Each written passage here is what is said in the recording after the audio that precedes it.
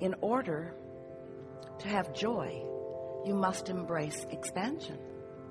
Because since the expansion is inevitable, if you don't keep up with your most expanded aspects, then there's a tension within you that mutes your joy. It just all fits together so perfectly. In other words, life causes you to expand, and if you go along with the expansion, then you ride that wave and you feel wonderful, and you stay up to speed with what you've become. But if you hold back, if you long for the past, or you compare something that was with something that is in a negative way, rather than always accepting that what is more and therefore better than what was, no matter how it feels right now. Now that's big, isn't it?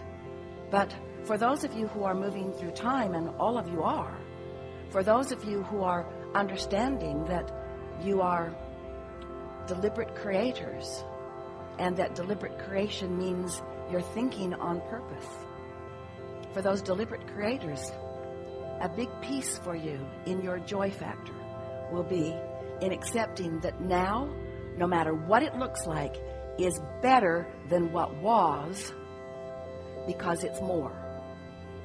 And if it doesn't feel better than what was, hear this, it's really good. If what is right now doesn't feel better to you than what was, then you're focused right now in a screwy way. Meaning you're not focused into the fullness of all that you have become. You hear all kinds of expressions from humans who are having different exposure to life and living different experiences. And sometimes you call them platitudes in a sort of negative way. Well, there's another platitude worth forgetting right away. But some of those things that people say, like you're either growing or you're dying, not even accurate, because you can't die. But you can hold back your expansion. Sometimes people say things such as, life isn't as good for me as it once was, or I remember this time in my life that felt better for this reason. And when you're focused like that, you're doing yourself a momentary disservice, because you are in that moment denying something more that life has caused you to become. So we don't expect you to get the fullness of these words right now, because words don't carry enough power to ever really give you true meaning in this sense. Words don't teach, it's life experience that does. But your life experience, when it matches up with something that you've been contemplating, that's where true understanding and true changing of vibrational point of attraction takes place. And that really is what these gatherings are about from our perspective.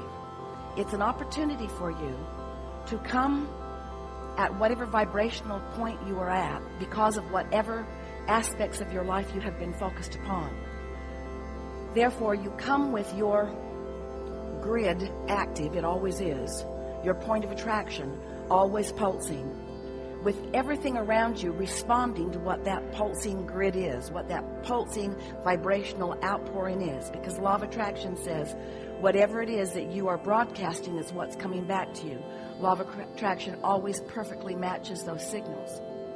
So when you come to a gathering such as this, the advantage of it that we know is there for you is that as you listen, as we deliberately unfold, as we specifically choose conversation based upon where we know you are right now, not asking you to reach too far into what is beyond where you are, but giving you something beyond where you are, and not giving it to you so abruptly that there's a backlash that causes your mind to wander and activate a vibration that you don't want to activate, but instead gently moving vibrationally into the frequency that's closer to that most expanded place that you have achieved through life experience.